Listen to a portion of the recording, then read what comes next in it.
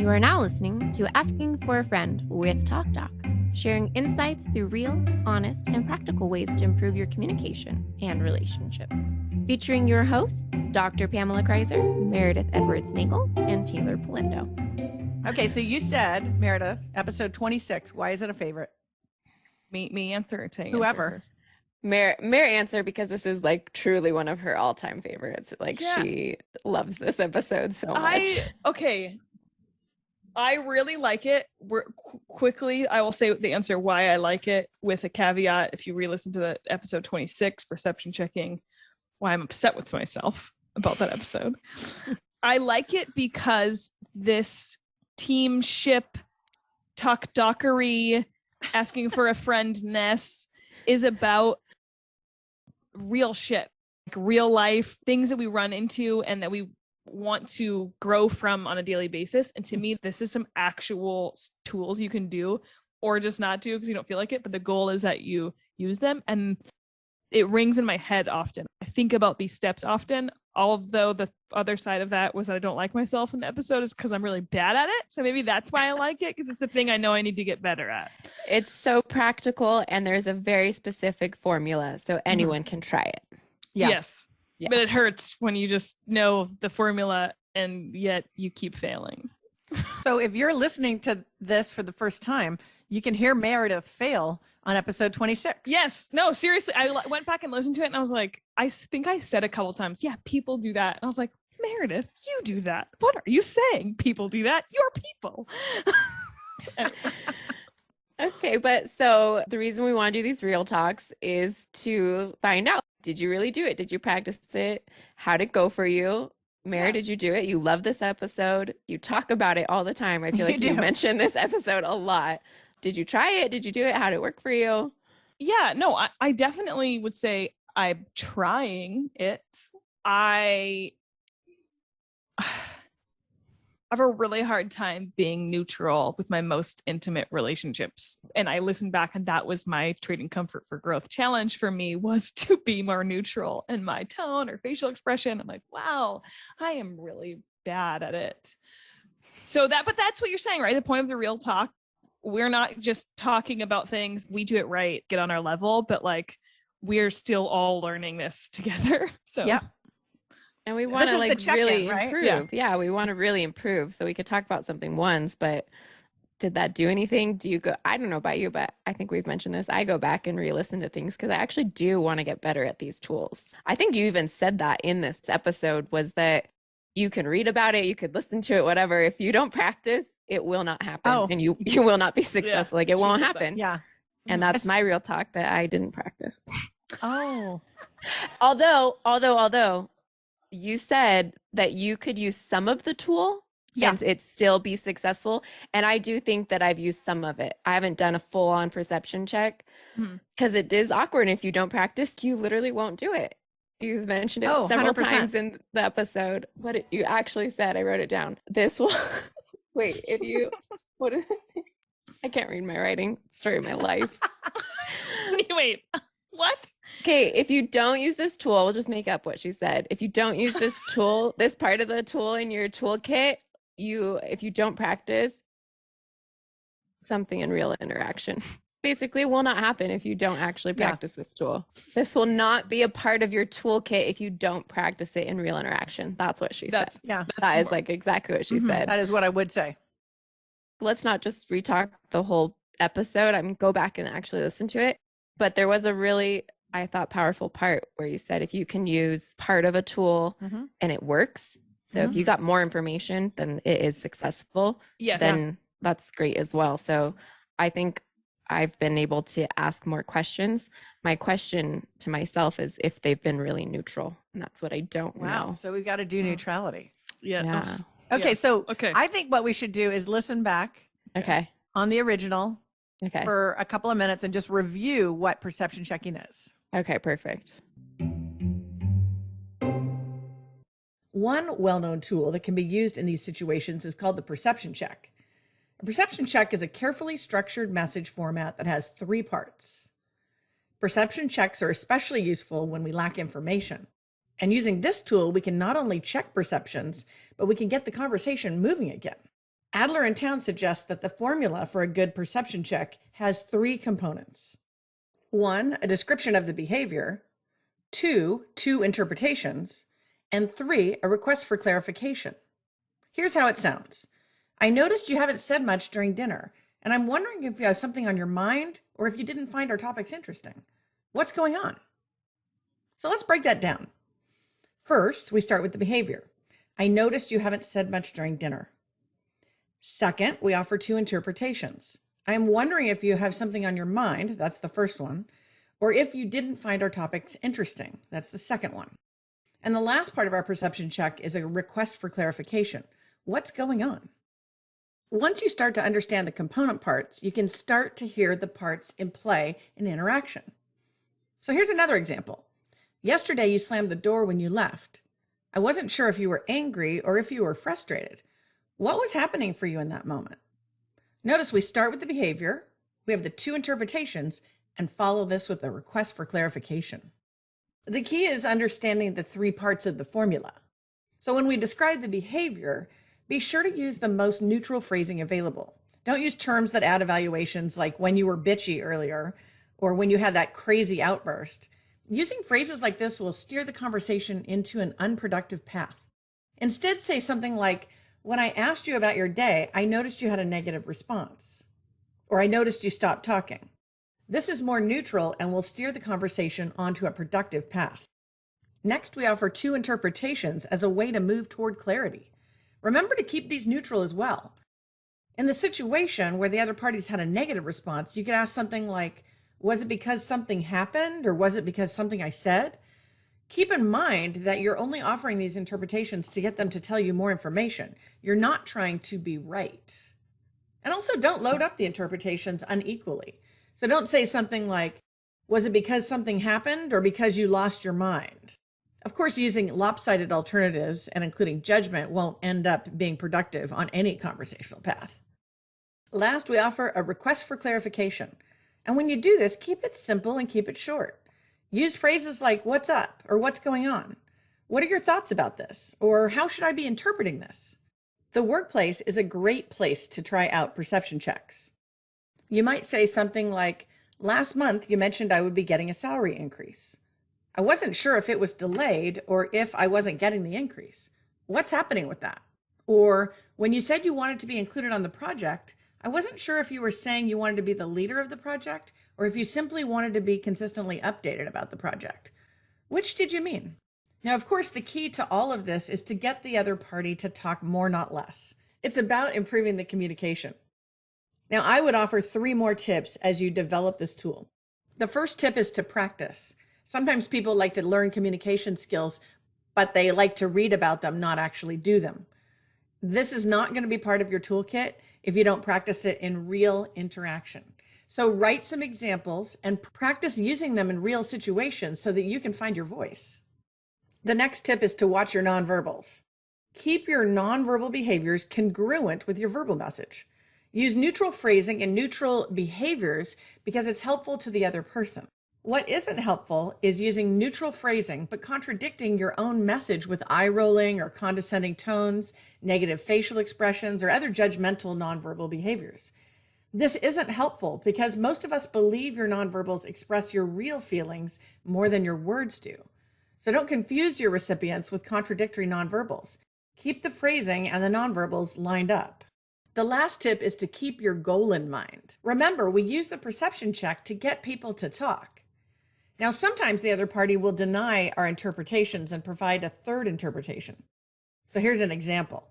I might say, I noticed you didn't submit your report by the deadline. I wasn't sure if you were unaware of the deadline or if your team was working on research. What's going on with your report? Now, after I deliver this perception check, the other party might come back with, I didn't meet the deadline because I was off work due to illness. Now, if this happens, you've still used the tool successfully. You were able to gain information. So remember, it doesn't have to be your idea, so don't get hung up on that. Instead, notice that the tool worked. You got more communication to happen, and that's a great use of the tool.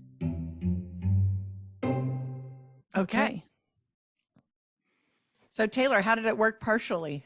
I mean, I think I've just been really trying to focus on the communication. This podcast has become like a highlighter in our life. You need to improve. And when you learn stuff, you just naturally want to practice the skills, I think. So I think I've been asking a lot of questions. I don't know if they're neutral. And do you do the 2 interpretations? Are you setting it up?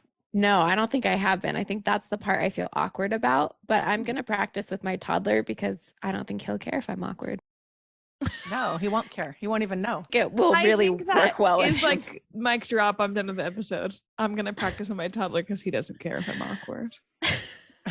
Like, no, that's so great. The thing I thought was really funny was back when we were talking about passive aggressive behavior. I think it was episode 63. I asked my brother, I asked him if he thought I was passive aggressive, and he's like, I don't think your words are passive aggressive. I think your face is. Oh. And it's just something I've actually gotten in trouble for at work back when I worked at a restaurant, my expressive face. And it brought us to this episode where you talk about sometimes your face doesn't match your words and you're sending conflicting messages. I think I'm in trouble for my face. So, and we believe your face more than your words. Yeah. I think I'm in trouble for my face too, Teighlor. Are you? Like, I think it's us being Italian. I love that. Yes. I'm going to tell people I'm in a relationship with that I think I'm having trouble with my face.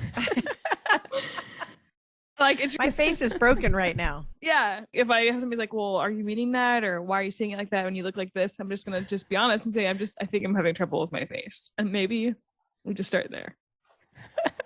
I like it. Okay. So we're contradicting the behavior with the face. Interesting. Yeah.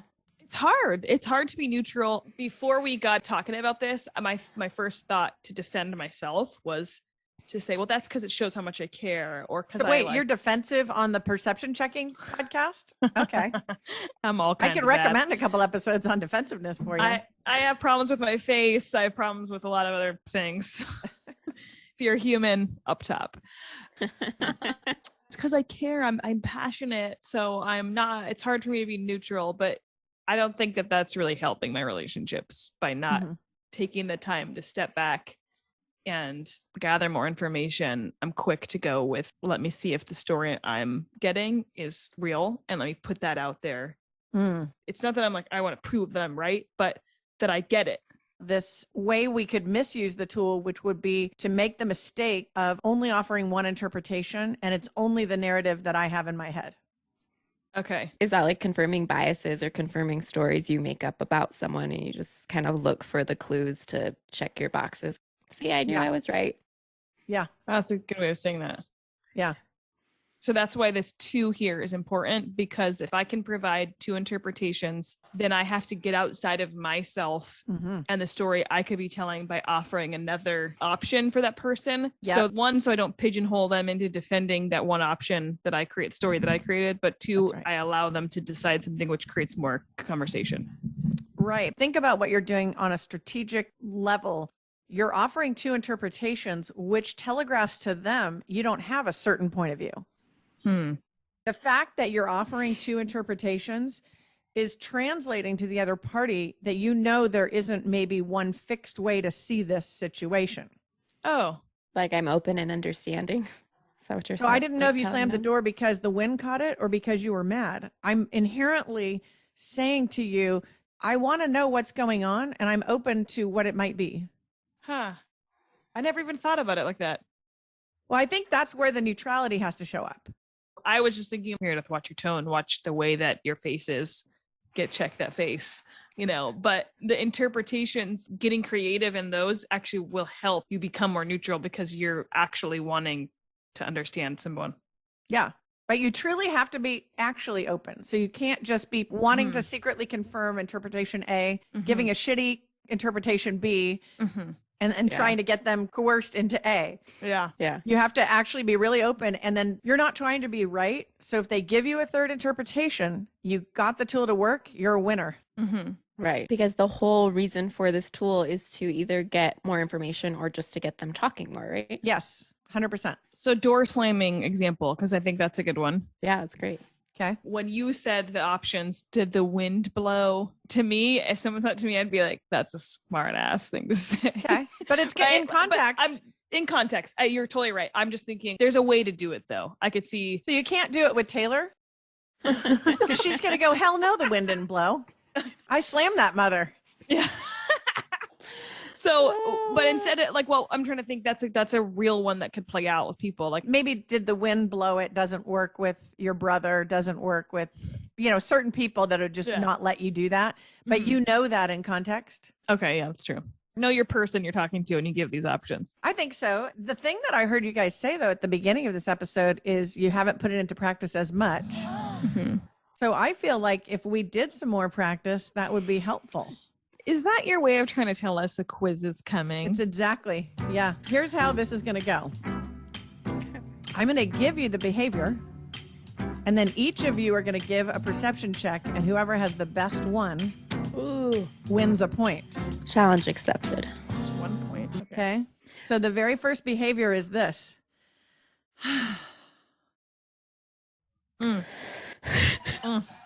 I instantly go snarky. Okay.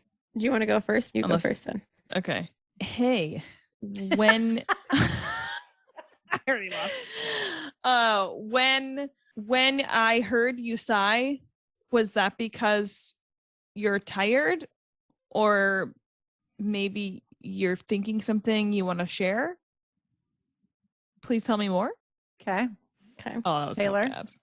That wasn't so bad. You had the parts. Okay. I heard you sigh. Is that because you're overwhelmed? Sorry. Or you were just, or something felt really good? What's up? Your face. There's something wrong with your face. So your face didn't do it. No, what did my face do? There was we can all replay that a few times. Just loop it. Oh, man. And if any of you are listening on our podcast formats and you haven't checked out our YouTube, if you want to see Teighlor make that face, you can go to our YouTube channel. Yep.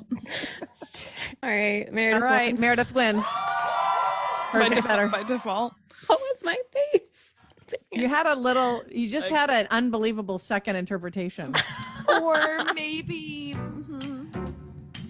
All right. I want to go again. Let's go. Okay.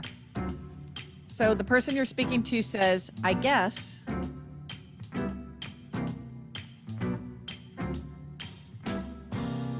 When you said, I guess, did that mean you didn't understand, or you just aren't sure?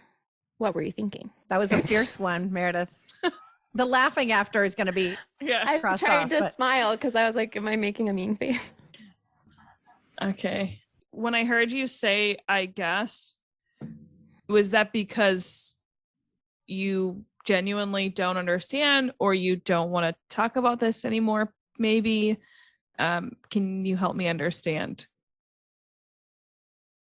Two good ones. You both win, but Teighlor wins the point. No, they were both good. The only thing with yours, Meredith, is the hesitation sometimes can be condescending.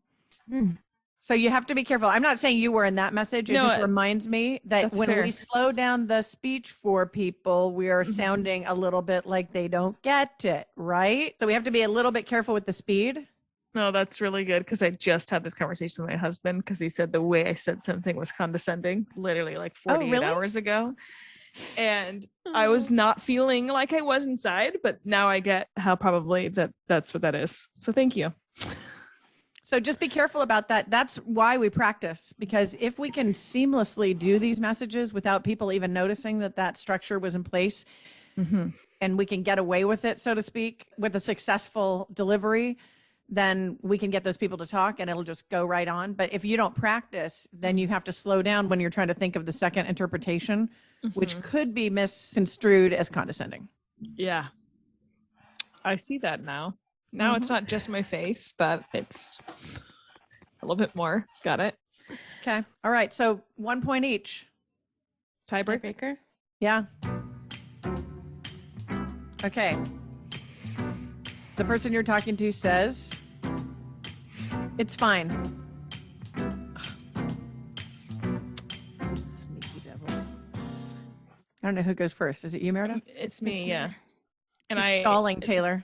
this is the one that I deal with in real time with Real people. And I struggle hard to remain neutral.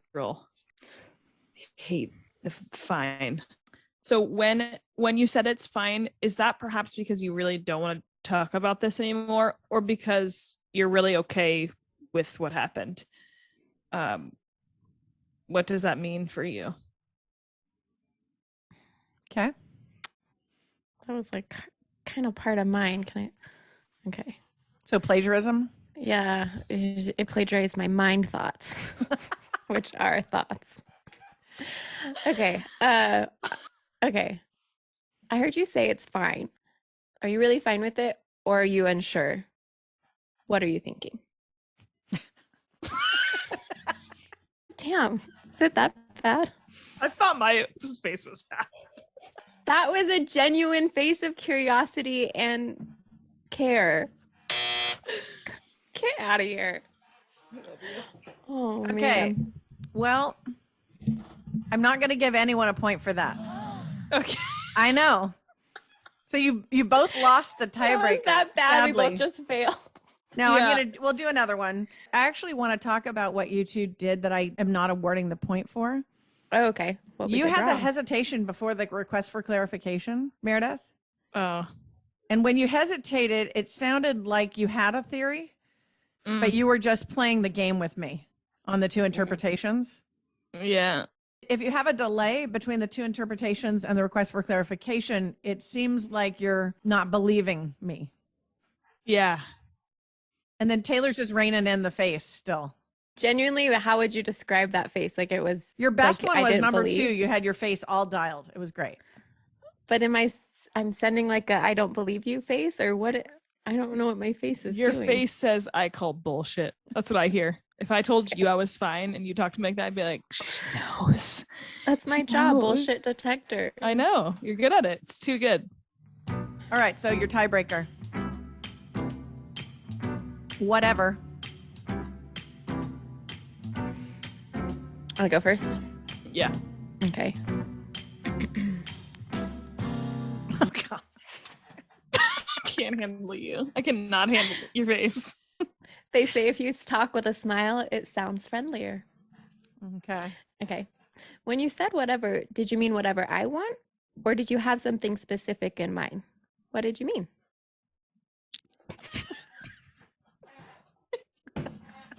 Literally cannot handle you.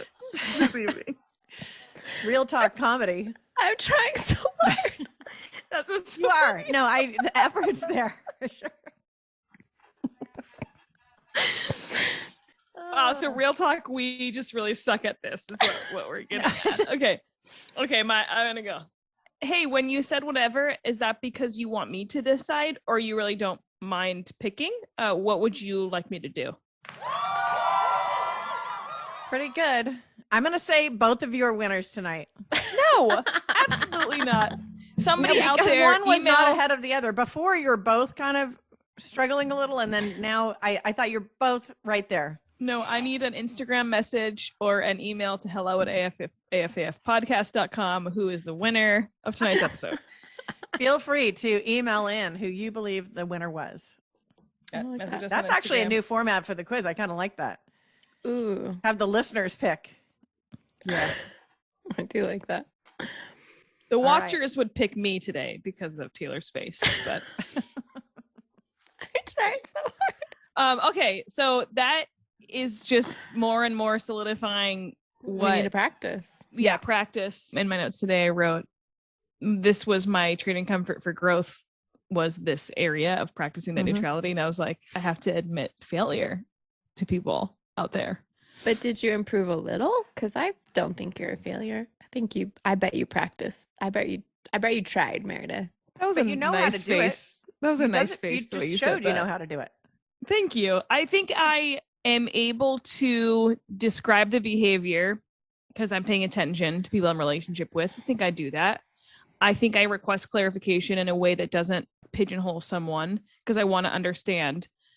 But those two interpretations, you explaining it again tonight about even just like the pausing, doing one really like snarky one genuine one. I didn't realize how much I was probably, oh, I think I get this. And just going with that rather than, okay, if I'm really open to understanding someone when they say fine, when they say whatever, when they say I guess, phrases that probably trigger me and annoy me, I need to take a pause in myself before I even start step one. Mm-hmm. I think if you're listening, you should pause this and practice those, because honestly, just having to come up with something and say it, I feel like it helps a lot. Yeah, for sure. And so I would also give you another tip, and that is you can also pick low stake environments. Mm-hmm.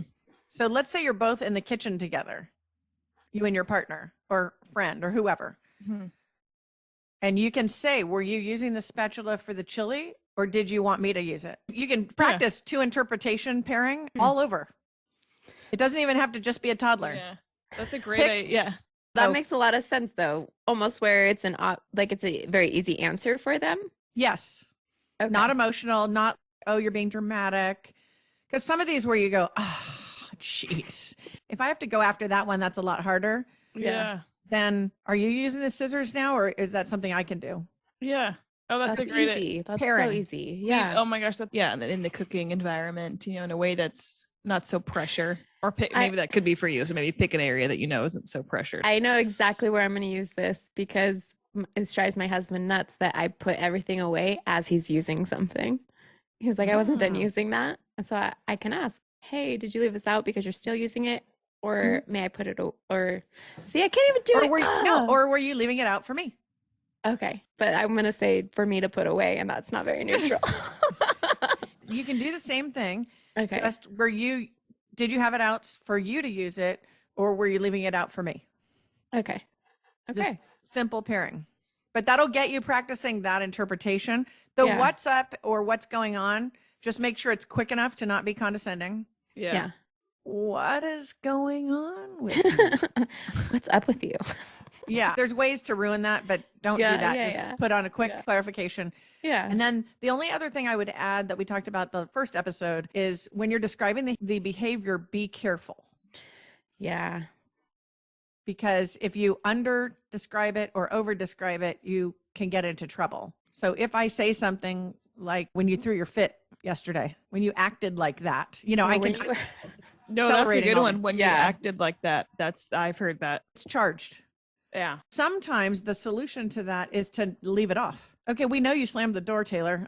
I don't need to say that. So I'll just say when you left, I wasn't sure if you were angry or you were done talking. What was going on? I feel like it would almost derail the conversation. They were like, I didn't slam the door, and you could get fixated on this thing is not helpful at all. Totally. Okay. Good point. That's a really good point, because that's sometimes how in an argument like that, I could see and have experienced someone just like wanting to quickly control the disagreement into something that it isn't really. And then they focus on how you're wrong, and it takes away from their negative whatever behavior they did. So you're never actually like addressing whatever's going on. Okay. Oh, that's a good point. That's really good advice. Yeah, sometimes it's helpful to leave it off, but do it for a strategic reason. Do it because it's too hot to touch. Yeah. Mm-hmm. So 2 new things I'm getting from tonight versus the last time we did this is practice in low stake situations. Yeah. So don't always think you have to practice this when you're really triggered. So every time I heard that it's fine, I'm fine, that's when I was like, I need to do this tool, and it would get me right. The second thing I'm learning that I didn't think of before is you don't always have to describe the behavior. We already know what happened. Just get into giving 2 options so you can better understand someone and request a clarification. Mm-hmm. Right. And then you have a little less work to do. And that's if the behavior is obvious. Somebody threw down the newspaper. We don't need to say, when you threw down the newspaper, we're both there. I can see how when I do that, that is the condescending part. And I'm like, trying to hurry up.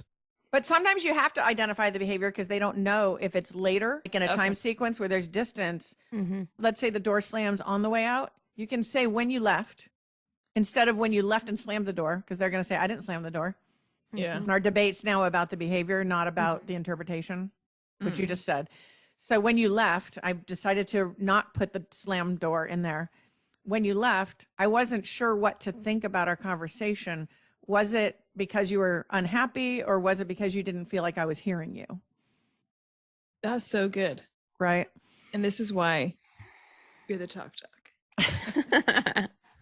No, but seriously, like I think I would immediately use this tool and be like, describe behavior. I'm so literal. When you left and slammed the door, like, and then now we're in a fight about something else. Mm-hmm. Okay, Mayor, challenge. We have to text each other one time this week, and you should do this with your friend if you're listening when we used this tool. Get a trusted friend and check each other to see if you've tried this tool once this week, because it's going to come up in real time. In fitness, we have people that we keep accountable. Like, how are we going to get better if you're not doing this with someone? Yeah, for sure. I like that. Perception check, buddy. So Dr. K, can you just text us, watch your face, and practice? And do some low stakes interpretation practice right now. Yeah, that's no, that seriously, these are the. I'm really glad we real talked this one up, because those two things I think can be really useful to try this with when you're not emotionally triggered. Mm-hmm. Something simpler that you can actually be objective about, and don't always be so blatant about the behavior if you find it's unnecessary, or if it's it's not going to get you anywhere. Mm-hmm. And as we go into the holidays, I feel like this is so like a great tool to take with you, right? Mm-hmm. This is a big one. This is one to pack in your bag. And I think, just to wrap up, to say, remember, you're checking your perception. Mm-hmm. That inherently means when you check it, it might be right and it might not be right. Because it's not validate your perception. It's not perception validation. It's perception checking. Yeah. When you're perceiving something, you are learning to be more aware of the reality, not the thing in your head. What you've taken in, the stimulus that you've taken in, you've made an interpretation of it. Okay. You're going to make another one also. Or you're going to maybe make a third one and only give the second and third one. I mean, you can do whatever you want. Uh-huh. But they give you the checking information back, and that's how you know. But the best part about the tool, that I would say from using it for many years, getting people to talk, especially if they don't pick yours, but they just start talking, all of a sudden you have a lot more information. Mm-hmm. And it's very, very good for relationship building. Once again, thank you for joining us today. Please remember to rate, share, and subscribe to our podcast. And thank you for listening to Asking for a Friend. Let us know what you thought of the episode. Our email is hello@AFAFPodcast.com. This show is for educational purposes only and is copyrighted. Written permission must be granted before syndication or rebroadcasting. Thanks for listening to Asking for a Friend with TalkDoc.